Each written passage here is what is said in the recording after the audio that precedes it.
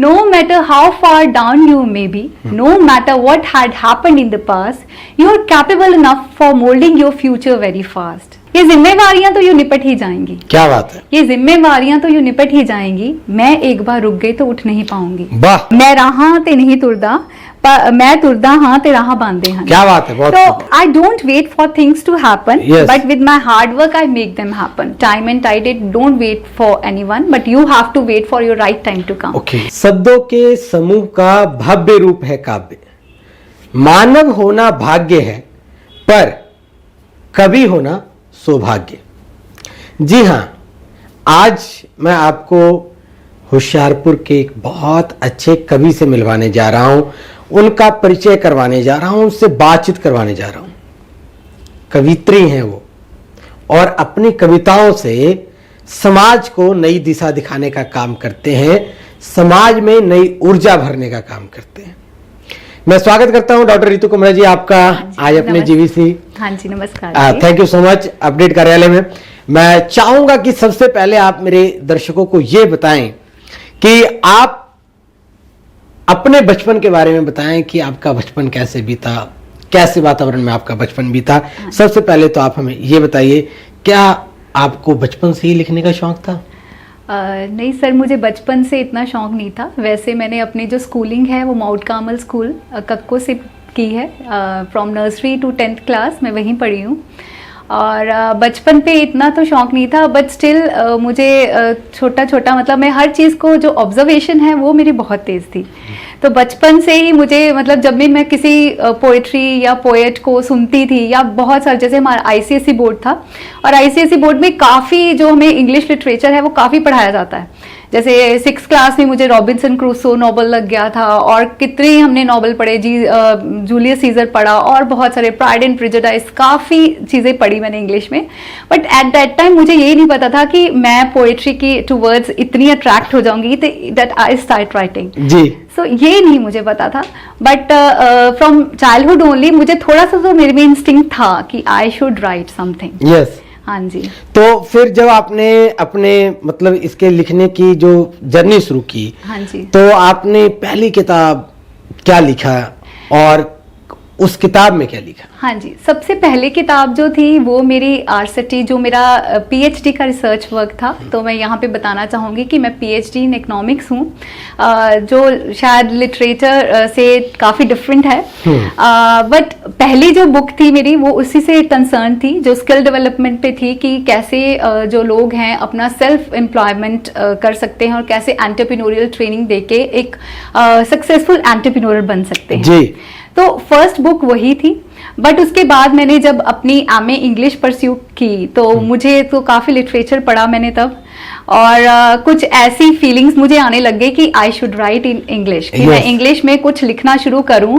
और जब कोरोना का टाइम आया स्पेशली, तो तब थोड़ा सा माइंड भी फ्री हो गया कि जैसे हम जॉब पे नहीं जा रहे थे, और भी बहुत, तो जब भी मैंने मॉर्निंग में उठना और जब मॉर्निंग वॉक के लिए जाना, तो ऑफन उस वक्त मुझे ऐसे कभी वो जो बर्ड्स की आवाज़ें हैं, या वो मुझे इतनी अट्रैक्ट करती थी। समटाइम्स वो स्काई इतना क्लियर लगता था कि मैंने ये, मतलब पोएट्री लिखनी शुरू कर दी। ऐसी फीलिंग्स थी आपके अंदर, मतलब जो पंछियां ऊपर चहचहा रहे हैं, आसमान साफ है, ये सब आपके लिए टॉपिक बन गया। टॉपिक बन गया ये। अरे बहुत खूब। जी हाँ। हाँ जी, ये टॉपिक बन गया। उसके बाद कुछ ऐसे था उस समय, जैसे सभी वरीड थे रिगार्डिंग जैसे पैंडेमिक है जो फैला हुआ था, तो वहां पे भी मतलब मुझे ऐसे लगता था कि इतनी जो लाइफ है it's so uncertain.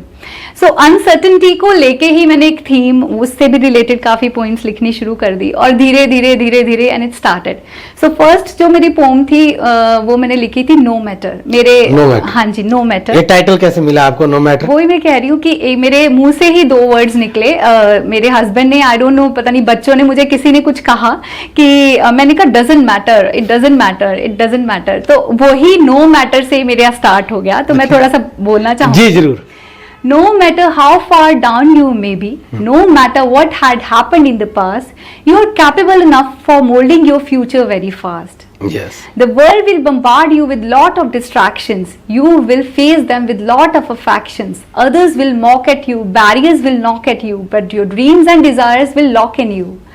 that is your destiny, that is your achievement, no matter what you are and what you will, what is your complexity.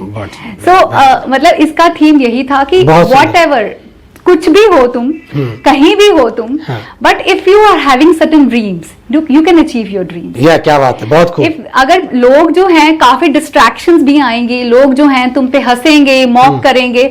Sometimes जब मैंने एमफिल की डिग्री की थी, तो आई टोल्ड माय फैमिली कि मैं regular MPhil करना चाहती हूँ। तो तब मैं जीएमएसटी पब्लिक स्कूल में पढ़ाती थी पहले, गवर्नमेंट जॉब में आने से पहले।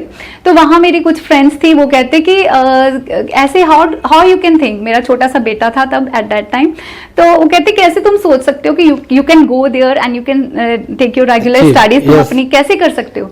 बट स्टिल मुझे मन में था कि I have to do something. तो वहां पे मैंने एमफिल की और यूजीसी भी इकोनॉमिक्स में क्लियर की, बट अब तो चलो फील्ड एटलीस्ट चलो बदल गया। हाँ जी, but it was a good experience. सोचा था I can do it and I can do that. अरे क्या बात है, बहुत खूब, बहुत खूब। अच्छा मैम, ये तो आपकी रही, कविता की बात करते हैं।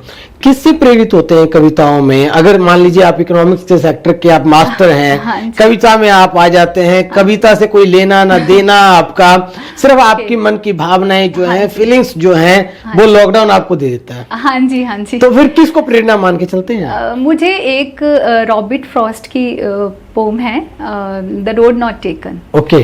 तो वो मुझे शुरू से ही बहुत ज्यादा, मतलब बहुत ज्यादा इंस्पायर करती है, रियली आई मोटिवेट। कि मुझे लगता है कि अगर हम लाइफ में आए हैं तो वी शुड नॉट, जिस राह पे सारे चल रहे हैं उस राह पे चलना जरूरी नहीं है। ओके। तो रोड ऐसा चुनो जो कम लोग उस पे चले हों, और हम कुछ अपने राह खुद बनाएं और वहां तक पहुंच जाएं। अरे वाह। तो मेन मोटिव, मतलब उस पोम ने मुझे बहुत ज्यादा मोटिवेट किया इन माय लाइफ। मतलब काफी देर मैं वो पढ़ती रही हूँ। बाकी मैंने बहुत सारे पोएट्स पढ़े हैं, शेक्सपियर पढ़ा है और काफी हैं, विलियम ब्लेक हैं, काफी पढ़ी है मैंने पोएट्री।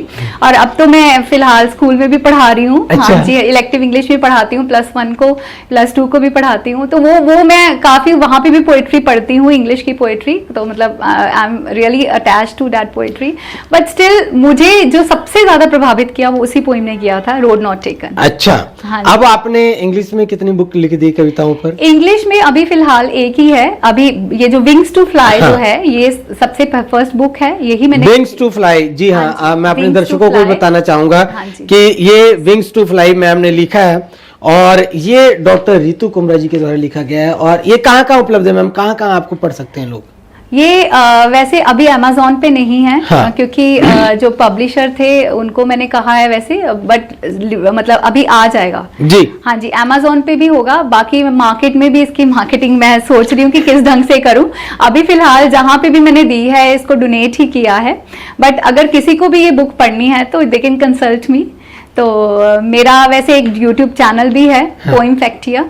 अच्छा। हाँ जी, तो उस पे मैंने, लेकिन अब मैंने जो रीसेंट बुक्स ये लिखी है या पोम्स लिखी हैं, ये मैंने नहीं उस पे वैसे पब्लिश की अभी तक।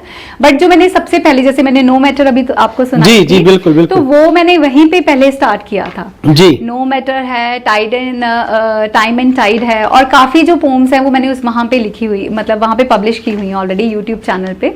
बट अभी मैं सोच रही हूँ कि मैं इसको और कंटिन्यू करूँ, और काफी जितनी भी पोम्स हैं वो सारी वहां पे भी पब्लिश करूँ, ताकि जो है मेरी फीलिंग्स हैं वो लोगों तक पहुंचे। बहुत खूबसूरत। और मैं अपने दर्शकों को बताना चाहता हूं कि आप इनके टाइटल के साथ नीचे आप देखेंगे जो इन्होंने हेडलाइंस लिखी, I need wings to fly, I need a clear blue sky, I can go beyond oceans in a consistent motion, all I need is free flow of emotions. ये चीजें आपको प्रेरित कर देगी, ये चीजें आपको मोटिवेट कर देगी, कवित्री के विचारधारा से आपको अवगत करा देगी। मैम सिर्फ इंग्लिश में ही आपने लिखा या पंजाबी और हिंदी में भी? अब मुझे, जैसे मैंने बताया कि मैं पहले थोड़ा टाइम के लिए अपनी इलेक्शन ड्यूटी एमसी में लगी थी। हाँ। तो वहां पे मेरे साथ एक मैम थे, वो PhD पंजाबी थे। तो उन्होंने मेरी ये विंग्स टू फ्लाई पढ़ी, और वो कहते कि बहुत अच्छे, मतलब जो थीम है बुक का या जो पोम्स का थीम है, इट्स वेरी गुड, बहुत अच्छा है। बट वही है ना कि हम वी ऑल आर इंडियंस ना, तो यहाँ पे हम सोचते ही हिंदी में हैं और सोचते पंजाबी में है, because we are living in Punjab में हम रह रहे हैं ना। बिल्कुल। तो वो ऑडियंस को इंग्लिश के साथ जोड़ना, इट्स लिटिल बिट डिफिकल्ट। बिल्कुल बिल्कुल बिल्कुल। ठीक है, जो मैं इमोशंस, जो मैं फीलिंग्स या लोगों को इंस्पायर करना चाहती हूँ या मोटिवेट करना चाहती हूँ थ्रू माय पोएम्स, वो पॉसिबल नहीं हो पा रहा थ्रू इंग्लिश। Yes. तो इसलिए दैट्स व्हाई उन्होंने मुझे मोटिवेट किया कि you should write in Hindi as well as in Punjabi. बड़ी संख्या में कविता से प्यार करने वाले लोग जो हैं हाँ जी। वो या हिंदी जानते हैं या वो पंजाबी जानते हैं। हाँ जी। इंग्लिश जो अंग्रेज थे हाँ जी। वो अपने मन बहलाने के लिए अंग्रेजी का प्रयोग करते थे, और बाद में जब वो चले गए तो हमारे देश के जो सबसे उत्कृष्ट पदों पर या ऊंचे पदों पर जो आसीन लोग थे उन्होंने इंग्लिश को एक हथियार के रूप में हाँ जी। प्रयोग किया ताकि आम लोगों तक उनकी विचारधारा स्पष्ट रूप से जा ना सके। हाँ जी, हाँ जी। परंतु आज के दौर में हम वापस उस युग में वापस चले हैं जहां पर आपके अपने लोकल लैंग्वेज को, आपके अस्थाई भाषा को महत्व दिया जाता था। और आज बड़े गर्व के साथ मैं आपको बताता हूं कि आज लगभग 90% जो अखबारें हैं या फिर जो चैनल है, जो न्यूज चैनल्स हैं, वो हिंदी भाषा का प्रयोग करते हैं। और सबसे बड़ी बात है कि अब हर एक राज्य के अपने लोकल स्टेट के स्तर के न्यूज चैनल्स भी आ गए और उनके अपने राज्य के लेवल के अखबार भी आ गए जो कि उनके राजकीय भाषा में, चाहे वो बंगाल है, चाहे वो तमिलनाडु है, चाहे वो बिहार है, चाहे वो उत्तर प्रदेश है, चाहे वो पंजाब है। हर जगह आप स्थानीय भाषा में, पंजाबी में अखबार पढ़ भी सकते हैं और इंग्लिश में आप अपने चॉइस के अनुसार चीजें पढ़ भी सकते हैं। बिल्कुल डॉक्टर रितु कुमरा जी उसी विचारधारा को आगे लेकर आते हुए अब पंजाबी में भी और हिंदी में भी हाथ आजमाने जा रहे हैं। जी मैम। जी हाँ जी। और इसीलिए मैंने हिंदी में तो वैसे पहले भी लिखी थी काफी। अब मैंने अभी रिसेंटली एक जनगाथा आती है ऑनलाइन न्यूज़पेपर, जी। उसमें भी मेरी पब्लिश हुई है। मुश्किलों से रिलेटेड ही है वो भी एक पोम। हाँ, मैं चाहूंगा आप 2-4 लाइनें हाँ जी, जरूर। मैं अपनी पहली वाली पोम वो बोलूंगी। हाँ जी। हाँ जी, जो सबसे पहले मैंने हिंदी में कविता बिल्कुल, लिखी थी। बिल्कुल। मैं उड़ना चाहती हूँ, मुझे साथ ले लो। मैं उड़ना चाहती हूँ, मुझे साथ ले लो। यूं जिम्मेवारियों में ना मुझे धकेलो, यूं जिम्मेवारियों में ना मुझे धकेलो। उड़ते उड़ते रुक ना जाऊं, उड़ते उड़ते रुक ना जाऊं, अपने आप के आगे झुक ना जाऊं। उड़ते उड़ते रुक ना जाऊं, अपने आप के आगे झुक ना जाऊं। ये हट तो है कुछ कर दिखलाने की, ये हट तो है कुछ कर दिखलाने की, वरना किस जिन्स में जान है इस दुनिया को पाने की। क्या बात है। ये हट तो है कुछ कर दिखलाने की, वरना किस जिन्स में जान है इस दुनिया को पाने की। मैं उड़ना चाहती हूँ, मुझे साथ ले लो। यूं जिम्मेवारियों में ना मुझे धकेलो, यूं जिम्मेवारियों में ना मुझे धकेलो।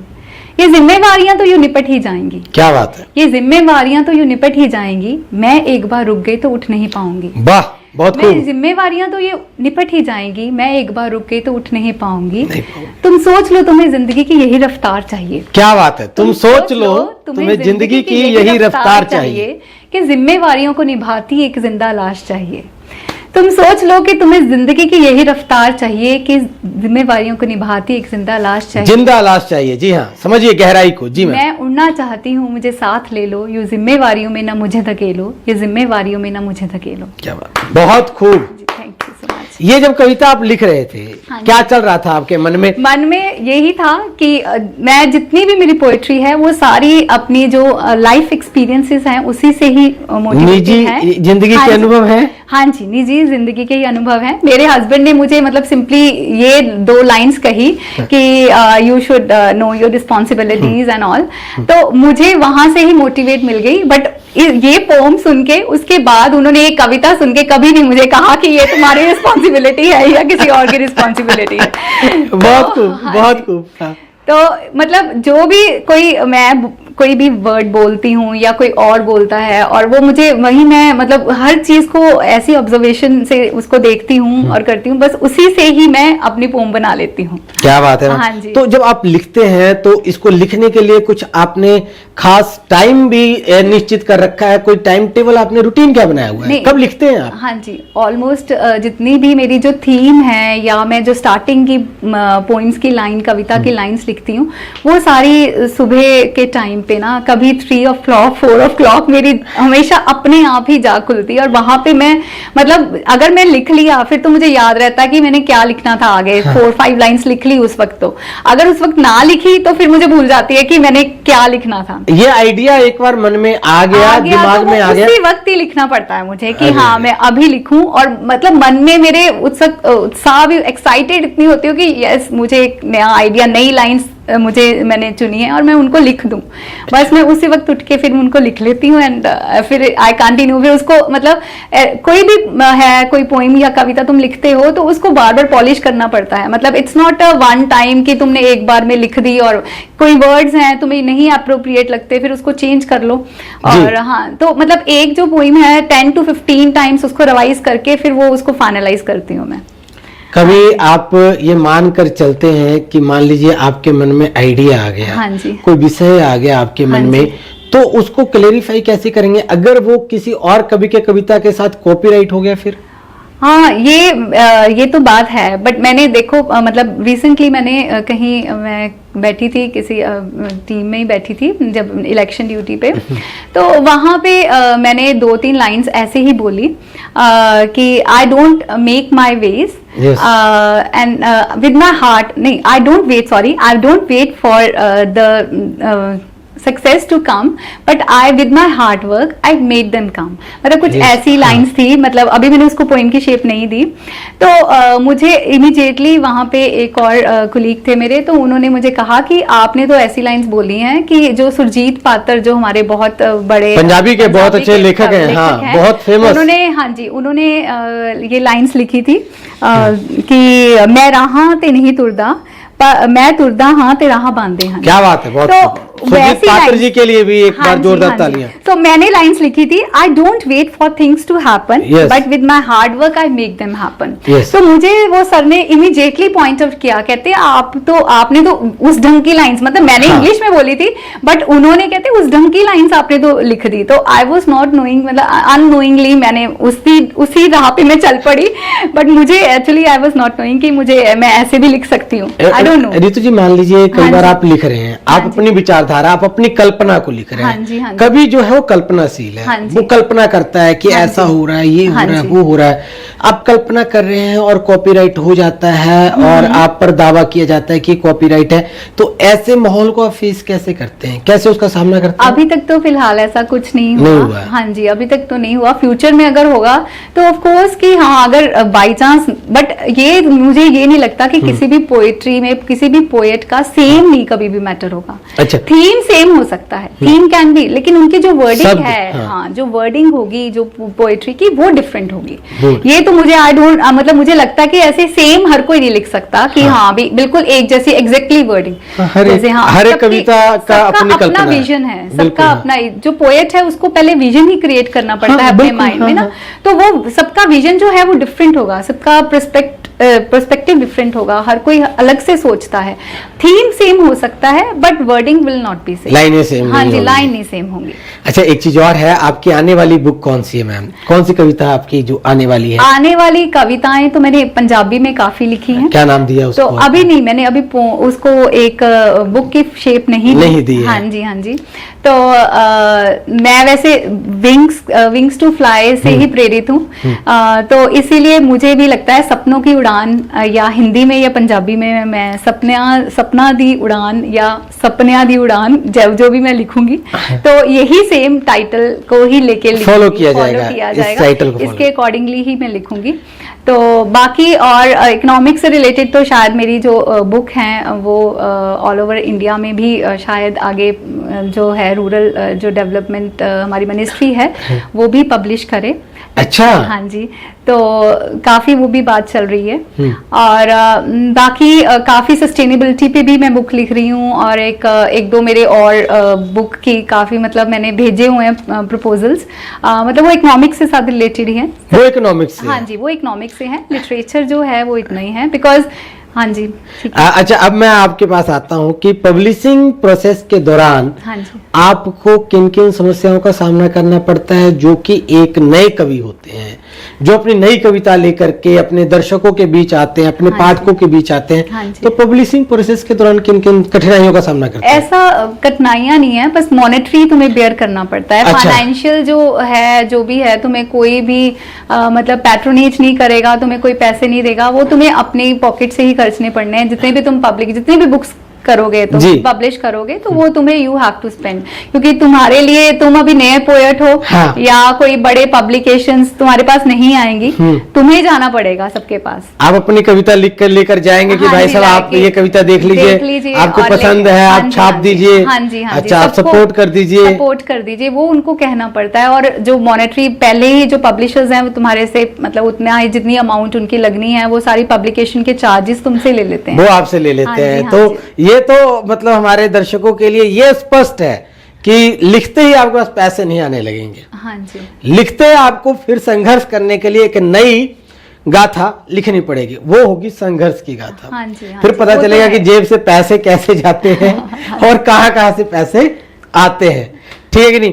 तो मैम इसके बाद हम लेके चलते हैं आपको कि आप सोशल मीडिया का कितना प्रयोग करते हैं? जो आपके फैन फॉलोइंग हैं वो आपको कैसे कैसे फॉलो करते हैं? क्या सोशल मीडिया के माध्यम से फॉलो करते हैं या फिर अन्य कोई माध्यम है? नहीं, अभी सोशल मीडिया पे मैंने बताया, वैसे पहले भी मैं पोइम फैक्ट्रिया पे, पहले तो मैं काफ़ी मतलब वहाँ पे अपनी जो पोम्स हैं उसको पब्लिश कर रही थी, बट अब मैंने जो रीसेंट जितनी भी लिखी हैं वो कोई नहीं की मैंने। तो इंस्टाग्राम पे भी नहीं हूँ मैं, मतलब हूँ वेल, बट मैं उसको बहुत कम यूज़ करती हूँ ना। मैं सोशल मीडिया से थोड़ी सी दूर हूँ, मैं इतना नहीं उसको, बिकॉज पहली तो बात है कि आई डोंट हैव टाइम ना, इतना टाइम नहीं है। तुमने घर को एक असिस्टेंट रख लीजिए, मैनेजर रख लीजिए, घर का भी सब करना है, और तुमने वैसे भी बाहर का भी अब जॉब भी करनी है। और जैसे मैंने बताया, काफ़ी रिसर्च पेपर्स भी मैं लिखती हूँ, तो स्कूपर्स जर्नल्स में भी मेरे पब्लिश हुए हैं, काफ़ी इंटरनेशनल जर्नल, 7 पेपर्स मेरे अब तक पब्लिश हो चुके हैं। अरे वाह, हाँ वो इकोनॉमिक्स पे था हाँ सारा जी, टॉपिक? वो सारे इकोनॉमिक्स पे हैं। वैसे पहला इम्पल्स बाइंग पे था, मतलब मैनेजमेंट और इकोनॉमिक्स के साथ कंसर्न्ड है, बिल्कुल। तो वो भी काम करना है, फिर बुक्स का भी करना है, नए प्रपोजल्स भी भेजने हैं, जहाँ पे भी मैं एजुकेशन के साथ भी काफ़ी मैंने कंसेप्चुअल मॉडल्स वगैरह लिखे हैं कि टीचिंग जो ट्रेनिंग है वो कैसी होनी चाहिए। इसके लिए भी अभी डीएवी कॉलेज रिसेंट एक हुआ था, वहाँ पे मैंने एजुकेशन कॉलेज में वहाँ पे भी भेजा जी। सो मतलब lot of work to do, इसलिए सोशल मीडिया इतना ज़्यादा मैं नहीं इसको यूज़ कर रही। तो बाकी फर्दर कर लूँ तो आई डोंट नो, बट स्टिल अभी तक के लिए तो इतना ही। अभी तक के लिए इतना ही। हाँ जी। चलिए मैम, आप देखिए, एक आज के दौर में आप एक सफल कवि हैं, क्योंकि आप अपनी किताब लॉन्च कर चुके हैं। हाँ आपकी किताब पब्लिश हो चुकी है और हाथों हाथ जा चुकी है। नए कवियों को आप क्या संदेश देना चाहेंगे, ये आप जरूर बता दीजिए। उनको क्या सुझाव देना चाहेंगे जो अपना पहला किताब लिखने का अभी तक सोच रहे हैं? हाँ जी, मैंने इसके लिए अभी फिलहाल इंटरव्यू से पहले 2 लाइन्स लिखी हैं जी। Believe in the power of your ink, in every line let your spirit think. So अपनी जो कलम की जो ताकत है उसको तुम पहचानो, और वट एवर यू थिंक, जो भी तुम सोचते हो उसको लिख दो। फिर अपने आप ही जो रास्ते हैं वो मिलते जाते हैं, आगे आगे तुम चल जाते जाते हो। But one thing is very important, consistency is very important. अगर तुम सोचोगे कि हाँ अभी आज हमने लिख लिया, फिर हम 1 महीने बाद सोचें, या वो नहीं, कंसिस्टेंट होना जरूरी है, हार्ड वर्क भी जरूरी है, कंसिस्टेंट होना भी जरूरी है। और जो तुम अपनी फीलिंग्स हैं उनको लिखना चाहो तो तुम लिख सकते हो। Everybody can become a poet. क्या बात है, वाह, बहुत खूबसूरत। आपकी नजर में एक सफल कवि बनने के लिए क्या क्या गुण होने चाहिए इंसान के अंदर? अभी मैं सफल इतनी बनी नहीं इसीलिए मुझे लगता है कि मैं वही कहा है कि कवि तभी सफल है हाँ जब उसने 2 लाइनें भी अपनी कविता की लिख दी। आपने हाँ तो बुक जी, लिख दी। हाँ जी, मैंने किताब लिखी, और आपने... इसके अलावा अभी भी मेरी बहुत अनपब्लिश्ड पोम्स हैं जो मैं मतलब लिखने को तैयार हैं। वो बुक की फॉर्म शेप नहीं मैंने दी, बट काफी मैंने और भी लिख ली हैं इसके अलावा, और भी इंग्लिश में भी लिखी हैं, पंजाबी में भी, हिंदी में भी। मैं बताते चलूं अपने हाँ दर्शकों को, मैम सिर्फ एक कवि ही नहीं है, एक सफल गुरु भी है, और अपने कार्य के साथ साथ सिर्फ शौक के लिए ये कविताएं लिखना शुरू कर चुके हैं। मैम एक बात और बताइए, हाँ जी। क्या कविताएं लिखना ही आपका शौक है या इसके अलावा और भी कोई शौक है? और बहुत सारे हैं। स्कूल में जैसे हमें काफ़ी मतलब मुझे कल्चरल आइटम्स के लिए भी कहा जाता है, और मैं सिंगिंग भी करती हूँ, और डांस भी अच्छा भला कर लेती हूँ। अच्छा हाँ जी। अच्छा भला, तो हाँ जी, हाँ जी। ठीक है। बच्चों को काफ़ी मैं लेके जाती हूँ, स्टेट लेवल पे भी हम काफ़ी गए हैं।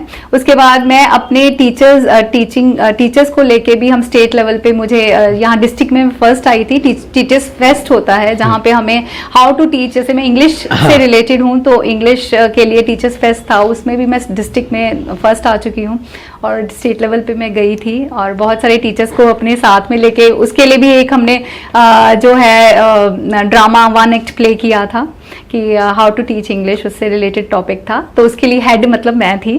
तो और भी बहुत सारी चीजें हैं, मतलब लॉट ऑफ कोकुलर, क्योंकि बचपन से ही मैं कोकुलर एक्टिविटीज में पार्टिसिपेट करती थी। अच्छा। स्कूल लेवल पे भी मैंने बहुत सारे, स्पोर्ट्स में भी मैंने बहुत सारे, डीएनए में रहा आपके। हाँ जी, स्पोर्ट्स में भी मैंने स्कूल लेवल पे तो बहुत सारे जो प्राइजेस हैं। क्या खेलते थे, बॉक्सिंग? नो अच्छा, मेरी सेहत से लग रहा है कि मैं बॉक्सिंग खेलती हूँ। नो बैडमिंटन भी खेलती थी और रिले रेस में मैं रेस बहुत मैंने भागी। आगे जो रिले रेस, जो आगे पास करते रहते हैं। Relay race, 100 meter race, 400 meter race, ये सारी रेसेस में पार्टिसिपेट करती थी, कोई स्पोर्ट नहीं छोड़ी मैंने। अच्छा तो चलिए, ये तो स्पोर्ट्स की बात रही। हाँ जी। ये बताइए सबसे कठिन लिखना क्या है? कवि बहुत सारे टॉपिक पे लिखते हैं, आजकल कलम के भी सिर कलम कर दिए जाते हैं, तो सबसे ज्यादा कठिन क्या लिखना रहता है? जब आप लिखते हैं तो आप निजी जिंदगी के अनुभव लिखते हैं, आप किसी के जीवन को ग्रो करने के लिए लिखते हैं, आप सफलता के मंत्र लिखते हैं, पर आपको क्या लगता है एक कवि के तौर पे कि सबसे मुश्किल क्या लिखना होता है? मुझे मतलब अभी मैंने लिखा नहीं, मैं सोच रही हूँ कि मैं एक स्टोरी लिखूं। मुझे लगता है कि स्टोरी बाइंड अप करनी ज्यादा डिफिकल्ट काम है। क्यों? मतलब स्टोरी इन द सेंस कि जिसमें स्पेशली, क्योंकि उसमें तुम्हें फीलिंग डालनी है, तुम्हें क्या बात है, आपको बांध के रखना है पाठक को, क्योंकि इतनी लंबी, जो पोम है, जैसे चाहे इंग्लिश की पोम है या हिंदी की कविता है या पंजाबी की है, वो तो तुम इमीडिएटली तुम पढ़ लोगे, विद इन 2 मिनट्स और 5 minutes you can complete it. But जो एक स्टोरी है या एक नॉवल है, वो एक लंबा, मतलब रीडर जो है वो पूरा कंप्लीट करे, तो इट्स डिफिकल्ट टास्क। वो मेरे अकॉर्डिंगली वो डिफिकल्ट है, बट अब मैं जब लिखूंगी then I come to know. Married life पर आजकल लिखना, या आज के दौर में जब आप देख रहे हैं मैरिड लाइफ जो है, बहुत छोटी उम्र में, मान लीजिए कि छोटी उम्र में इसलिए लेके चलता हूँ, कम समय शादी होती है, 10 दिन 20 दिन 30 दिन होते हैं, पति पत्नी में झगड़ा होने लगता है, पति पत्नी के मनमुटाव बनते हैं और ये मनमुटाव कई बार डिवोर्स तक पहुंच जाता है, जो आज समाज के लिए एक नहीं लगता आपको खतरनाक पहलू बनता जा रहा है? नहीं, खतरनाक तो है ही है, बट वही है कि यहाँ पे भी एक पेशेंस चाहिए कि हाँ, क्योंकि ऐसा तो है नहीं है कि सारे एवरीबडी इज, मतलब सारे जो हैं एवरीबडी कैन एक दूसरे को पहचान, एक दूसरे को पहचानना तो है ही है, बट पेशेंस चाहिए कि अगर किसी एक ने गलती, क्योंकि सभी जो है कहते संपन्न नहीं होते, हर कोई संपन्न नहीं है, तो किसी में कोई प्रॉब्लम हो सकती है, किसी में कोई अच्छाई होगी, किसी में कोई बुराई होगी। तो मैं सीधा सा संदेश अपने दर्शकों के लिए चाहता हूँ। हाँ जी। मैरिड लाइफ को सुखमय बनाने के लिए, लंबा चलाने के लिए क्या करना पड़ेगा? आप अपना अनुभव क्या मान के चलते हो? मैं यही, एक तो सपोर्ट तो चाहिए, हस्बैंड को वाइफ की सपोर्ट और वाइफ को हस्बैंड की सपोर्ट, ये पहले तो सपोर्टिव होना चाहिए जी। उसके बाद पेशेंस चाहिए कि अगर वाइफ ने अगर कोई गलती कर ली है तो हस्बैंड को उसको थोड़ा सोचना चाहिए कि क्या इसका रीजन क्या था, इसके पीछे क्यों, मतलब ये गलती हो गई है। ऐसे ही वाइफ को सोचना चाहिए कि अगर ऐसी गलती हो गई है तो क्या रीजन है, या एक दूसरे की फीलिंग्स को समझना चाहिए, तभी इतनी लाइफ लॉन्ग जो है वो तुम्हारी मैरिड लाइफ चल सकती है। अदरवाइज अभी वही मेन प्रॉब्लम यही है कि वी डोंट हैव पेशेंस, हमारे पास पेशेंस की बहुत कमी है। अगर हम मान के चले पेशेंस की कमी है हमारे अंदर, धैर्य की कमी है, तो ये प्यार में धैर्य होता है? हाँ जी, ऑफ कोर्स होता है। हाँ। तो एक कवि के लिए प्यार को लिखना भी कठिन होता है? हाँ, ये आसान होता है?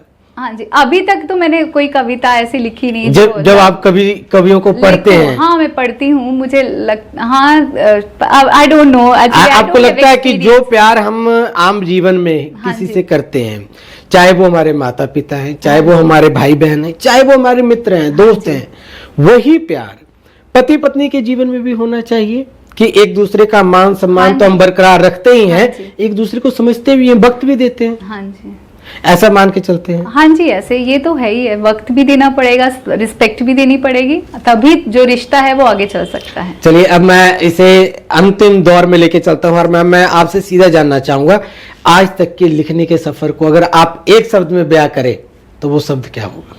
एक शब्द में ओके, मैंने तो एक लाइन में, हाँ एक लाइन ले लीजिए आप। हाँ जी, एक मिनट, लेट मी थिंक हाँ एंड जरूर आई जी, टेल। बिल्कुल।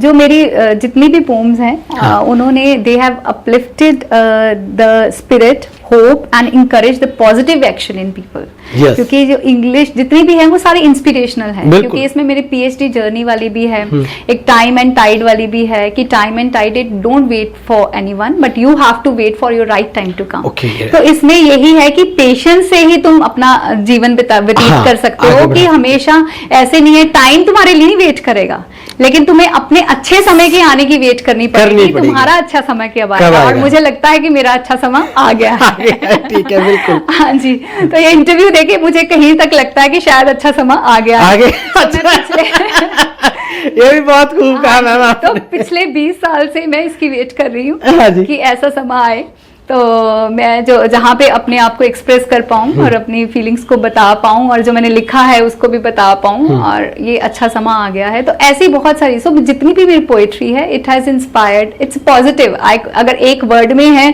तुम उसको मतलब बयां करना चाहो तो I can tell that positive and inspirational. क्या बात है, बहुत हाँ खूबसूरत। एक शब्द और है, किसी भी पत्नी की सफलता में पति का कितना रोल है? पति का बहुत ज्यादा रोल है, क्योंकि अगर तो पति चाहे तभी जो है, मुझे अपने आप को भी लगता है कि मेरे हस्बैंड कभी मुझे सपोर्ट ना करें तो मैं आई कांट वॉक, मैं आगे नहीं चल सकती, बिकॉज उनकी सपोर्ट से ही है कि मैं आज यहाँ तक पहुँच पाई हूँ, अदरवाइज नहीं, it was not possible. Because घर पे कई बार तुम इतने ज़्यादा, जब मैं पीएचडी भी कर रही थी तो पीएचडी डजंट मीन कि तुमने कुछ याद कर लिया and you have to write in examination. PhD something you have to explore more, और कुछ सोचने के लिए तुम्हें कितना फ्री टाइम चाहिए, या तुम घर की रिस्पॉन्सिबिलिटीज में लगे रहोगे। तो हमेशा मेरे हस्बैंड ने मुझे बहुत सपोर्ट किया है, और अभी भी मैं जब एग्जाम्स, अभी भी फिलहाल मैं एमकॉम कर रही हूँ, तो अभी भी वो मतलब उन्हें पता है कि मेरा एग्जाम है, तो आई डोंट हैव टू, वो फिर घर का देख लेते हैं और बच्चों को भी देख लेते हैं। तो मुझे लगता है कि हस्बैंड के, without husband it's not possible कि तुम कोई भी ऊंचाइयां छू सको और कोई भी कुछ भी लिख सको या कुछ कर पाओ, क्योंकि उनकी जो मोटिवेशन भी होती है और एक हमें सपोर्ट भी होती है कि ही इज देयर। आपके हस्बैंड भी इस इंटरव्यू को देखेंगे, आप उनके लिए कुछ कहना चाहेंगे कविता में? कविता की फॉर्म में अभी मैंने उनके लिए ऐसा कुछ नहीं लिखा, but thank you so much. Mister Mohit Auri मेरे हस्बैंड हैं, so thank you so much for everything. चलिए, और आप सभी दर्शकों का बहुत बहुत धन्यवाद। आपको आज का इंटरव्यू कैसा लगा ये तो आप कमेंट बॉक्स में बताइएगा, परंतु मैं आज आपको बताता हूं, चलिए गिरिए और फिर उठिए, और तब तक मत रुकिए जब तक आप अपनी मंजिल को प्राप्त नहीं कर लेते। ये स्वामी विवेकानंद जी ने कहा था और युवाओं के लिए कहा था। डॉक्टर रितु कुमरा जी भी युवा हैं, और आज भी उन्होंने तमाम परेशानियों के बावजूद अपने लिखने का सफर जारी रखा, और किस उम्र में रखा ये आप भली भांति जानते हैं। आज भी वो अपने सपनों को पंख देने का काम कर रहे हैं, साथ के साथ आपके लिए प्रेरणा स्रोत बन रहे हैं। आप किस बात की देर कर बैठे? उठाइए कलम, लिख दीजिए अपने सपनों को, लिख दीजिए अपने एहसासों को, लिखिए अपने फीलिंग्स को। हर एक चीज लिखा हुआ इतिहास बनेगा, आने वाली पीढ़ी उसे पढ़ेगी और आपका गुण गाएगी। सोशल मीडिया पे जो चीजें बोली जा रही हैं, अगर किसी दिन सोशल मीडिया गायब हो गया तो आपका रिकॉर्ड गायब हो जाएगा। कैमरामैन पवन के साथ मैं बजरंगी पांडे, जीबीसी अपडेट।